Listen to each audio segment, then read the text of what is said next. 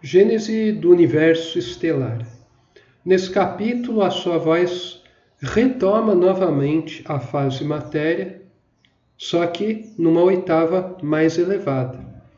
Então vão ser continuados os estudos da matéria, tal qual a gente conhece, só que agora do ponto de vista astronômico, sideral. Então a sua voz vai procurar falar a respeito do comportamento da matéria nessa escala espacial, né? Grandes velocidades, grandes massas estelares, ocupam regiões incomensuráveis de espaço, né? É como se a gente saísse da química, né? Da física, né? Mais para das partículas e entrasse na relatividade geral. Mais ou menos isso. Então, esse capítulo 32, ele trata sobre todas essas questões. E aqui nessa exposição que eu estou fazendo, eu não vou entrar em muitos detalhes, porque realmente o assunto em si demanda um estudo bem específico, bem aprofundado, para a gente começar a observar algumas relações, mas a gente pode tirar algumas pistas do significado desse capítulo recorrendo a ele mesmo. Então, olha só um trecho, o que sua voz diz. Correspondendo à maturação de vossa psique, que tem necessidade de uma assimilação gradual, ou seja, para a gente realmente entender um conteúdo, a gente precisa ir assimilando gradualmente, num ritmo natural, bem devagar se for necessário, né? Daí aquela ideia dos motofenomênicos, você não consegue avançar em linha reta. Você precisa fazer vários revoluteios para conseguir consolidar aquele tipo de conhecimento de maneira consciente, né? Então, pelo menos nós aqui, né, que estamos presos a essa consciência de superfície ainda, né? Então daí ela justifica, né, esta exposição cíclica progressiva. Reparem sempre nas palavras, né? Exposição cíclica e progressiva. Combina aqueles dois extremos dos motofenomênicos que eu associei à matéria e ao espírito, né? Reparem, né? Não estou falando que é a mesma, não é sinônimo, mas a progressividade expressa, né, aponta para o espírito. A ciclicidade aponta, né, expressa algo típico, característico da matéria. Então, olha só, esta exposição cíclica progressiva, adotada por mim, vos permite assimilardes a grande visão, ao invés de nela vos perderdes. Quer dizer, o que está acontecendo aqui é bem interessante, porque a sua voz, ela está fazendo, né, essa obra tem um significado muito grande do ponto de vista da implementação dela em nossas vidas, né? E em todos os ramos dos saberes, religião, ciência, artes e filosofia, porque ela é adaptada para isso.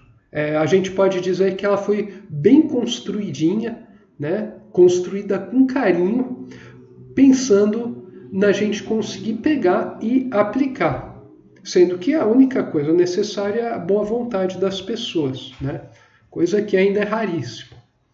Mas está tudo adequado para ser implementado e nos conduzir, né, ao longo dos futuros milênios. Você tem, né, várias escrituras sagradas, né, várias revelações que já vieram muito antes e trouxeram, no fundo, esses aspectos, só que não foi explicado de um modo adequado a uma compreensão clara e consciente da coisa, né? Então, daí a necessidade desse tratado. Por outro lado, você vai pegar as filosofias, né, os ramos da ciência, Eles se aprofundaram muito nas suas especializações, mas não conseguiram, né? Estão longe dessa síntese, estão se digladiando entre si, né? Estão andando muito mais em círculos do que qualquer outra coisa. Então você percebe a necessidade dessa unificação. Então essa frase aqui expressa bem isso. E daí, se a gente pegar mais um pouco, cada conceito, se não fosse esboçado antes, numa primeira fase, apenas em suas linhas fundamentais, estaria arriscado a perder sua unidade e infinitas ramificações colaterais. Quer dizer, você não pode mostrar a coisa mesmo de uma vez sem antes construir os fundamentos, né? Só que, é claro, para entender tudo isso que eu estou expondo, é preciso estar altamente sintonizado com o tratado, né? Não adianta que a pessoa não estar em sintonia com todos esses princípios, o que implica vivenciar isso intensamente e continuamente em sua própria vida pessoal, de nada vai adiantar, né, essas coisas que eu estou falando, né? Para quem já vivencia, o que são raríssimos, isso aqui o que eu estou falando ressoa, né? Ressoa. Não, é até óbvio, né?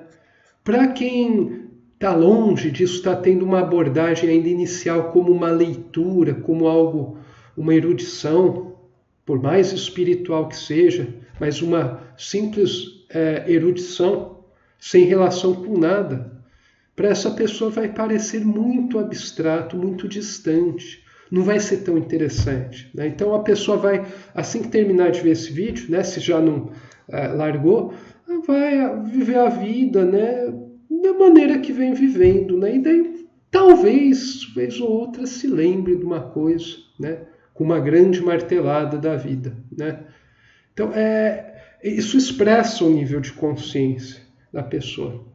E a gente aqui não está fazendo julgamentos, né? Não está querendo atacar ninguém, mas apenas estamos descrevendo, né, a mecânica de funcionamento da vida, do universo, como é que se dá. E, por outro lado, uma pessoa que está altamente sintonizada com a coisa, ela vai sentir, ela vai ter uma hemorragia, né, de alegria, de prazer ao perceber essas coisas, né? Perceber que tem uma pessoa que consegue, né, também perceber como ela as coisas da realidade, com R maiúsculo, né? Então, para ela vai tender a ficar meio que fissurada com essas coisas, porque ela percebe isso em tudo, né? Isso não é vício, né? Pode parecer vício, mas não é vício, justamente porque isso permeia todos os aspectos da vida, em todos os momentos do universo, em todos os locais do universo, em todos os níveis evolutivos.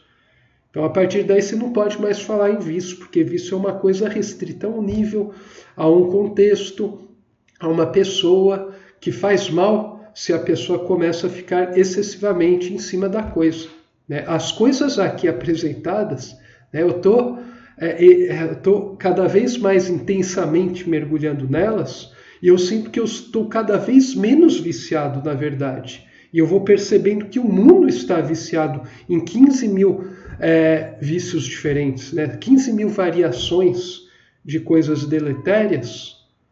E só que, assim, do ponto de vista do mundo, é o contrário, né? Eu estou fissurado, obsessivo com uma coisa e por tabela, né, segundo a visão, né, o nível de consciência do mundo, o que o mundo entende das coisas, isso é ruim, né? Então isso é muito interessante também aqui. Isso é muito interessante porque para entender cada esse trechinho tem um significado que é enorme. Você pode extrair toneladas, né, de substância de cada trechinho desse livro. Só que você precisa já estar sintonizando, né? As suas cordas interiores precisam estar suficientemente sensibilizadas para conseguir ressoar com o que está sendo transmitido, né? senão não adianta.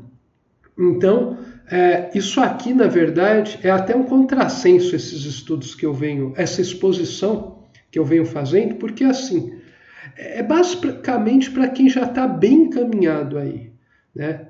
Para quem ainda não está, vai ser, mesmo apesar de tudo isso, vai ser muito difícil. E eu venho percebendo isso em vida, né? Dá até um aspecto de que as coisas são estáticas, né? Quem já percebe vai ressoar, então não tem muito sentido isso aqui, e quem não percebe jamais vai conseguir perceber, a não ser pelas experiências dolorosíssimas que as existências irão lhe apresentar. Mas você tem pessoas que já percebem isso, mas não de forma tão consciente, né? E vão receber muito bem uma coisa que visa tornar aquilo mais ainda relacionado com suas vidas, né? E nesse sentido, a exposição tem uma função aqui. Então vejam só que interessante. Cada trecho mostra uma coisa interessante. Olha, todo conceito se estende em todas as direções, como uma esfera. É como uma irradiação de pensamento. Enquanto vossa consciência só pode perceber uma de cada vez, razão pela qual, por brevidade, temos de escolher as principais. Então, o que está sendo dito aqui é que a gente precisa, né? Infelizmente, a sua voz está escolhendo as linhas mais gerais, as principais, para expor tudo isso, mas existem muitas outras ramificações, né? O que explica, né? Por que aqui não tem várias coisas que foram desenvolvidas em detalhes, só que de maneira cega, sem a orientação universal, em outras doutrinas, né? Eu tenho um colega da antroposofia que fica questionando toda hora, não, mas o que o Baldi falou a respeito das quadrimembração dos corpos, blá blá blá e tal, sem perceber de que o objetivo da obra é traçar um panorama universal e resolver, em linhas gerais, né, pelo menos, os problemas últimos. Coisa que nenhuma doutrina, eu vejo, conseguiu abordar, né? A evolução das dimensões, a queda do espírito, os movimentos fenomênicos, a equação da substância, entre várias outras coisas, né? Várias outras coisas muito interessantes. E então é como se assim, aqui você tem a base para chegar de forma consciente a várias coisas que outras doutrinas desenvolveram e seus seguidores aceitam cegamente, sem saber exatamente o esquema universal onde ela se insere, né? E isso é muito interessante também. Isso é algo muito interessante que eu venho reparando. Bom, aqui.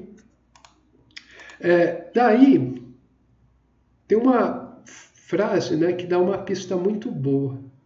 Minha consciência volumétrica, terceira dimensão conceitual, situada num plano superior à vossa, de superfície, segunda dimensão, que seria a razão, como vos explicarei, vê por síntese, ao passo que a vossa vê por análise. Então, quer dizer, o nosso nível de consciência, né, até mesmo aqui nessa exposição, a gente está fazendo um esforço de compreender via análise, né, que é a consciência que predomina em nós, algo que, na verdade, necessitaria ter uma visão sintética. E para isso é preciso desenvolver plenamente a intuição. Mas quem já tem uma chispa de intuição acesa pode perceber aí algo grandioso e por isso é atraído por esses estudos. Então, em linhas gerais, essas frases que está no capítulo, se vocês repararem, né, todos os capítulos sempre trazem alguma coisa que não é exatamente objeto de estudo. Ela sempre volta e aprofunda essa visão mais espiritual, digamos assim, né? No próximo vídeo eu vou falar um pouquinho a respeito de algumas coisas importantes desse capítulo. E daí a gente vai prosseguir para coisas mais interessantes ainda. Até lá!